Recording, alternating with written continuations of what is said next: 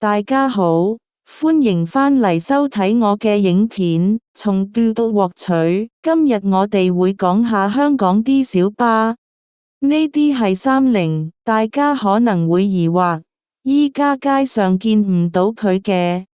30 Routes 的退役時間取決於其營運地區和使用年限，並無統一的退役時間，例如，香港的某些 Mitsubishi Routes 小巴，在1996年首次登記，於2005年退役，而澳門的 Mitsubishi Routes 小巴則於2024年才全數退役，但也有部分小巴作為備用車輛復出。香港，某些在1996年首次登記的 Mitsubishi Routes 小巴，已於2005年退役。澳門新福利的 Mitsubishi Routes 小巴已於2024年全數退役，澳巴的 Mitsubishi Routes 小巴在2024年8月復出，作為備用加班車。不過街上都見到唔少30 Routes 嘅校巴，譬如呢一格、呢一架、呢一架等等等等等。30 Routes 就講完啦。接下來會講 Toyota 小巴，呢排上 Doodle 睇相嘅時候俾我發現呢幾架 Toyota 小巴，我諗都唔係 AYA 合成架啦，係真嘅架啦，我真係服咗啦，可以散晒嘅。Toyota 小巴並非一次性退役，而是分階段進行。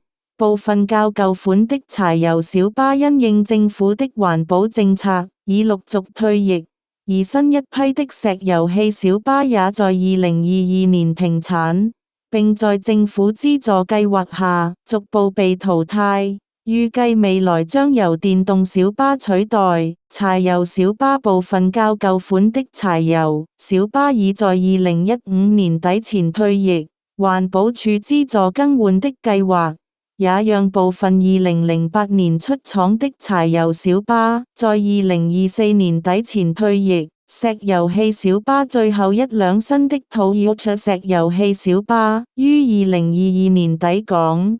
政府的電動車普及化路線圖顯示，最終目標是2050年達成零排放。未來將會由電動小巴取代現有的石油氣小巴。石油氣小巴係最常見嘅。柴油小巴就比較少見，可能要去一啲偏遠嘅地方先揾到。電動小巴簡直罕見，幾乎喺街面揾唔到佢嘅蹤影。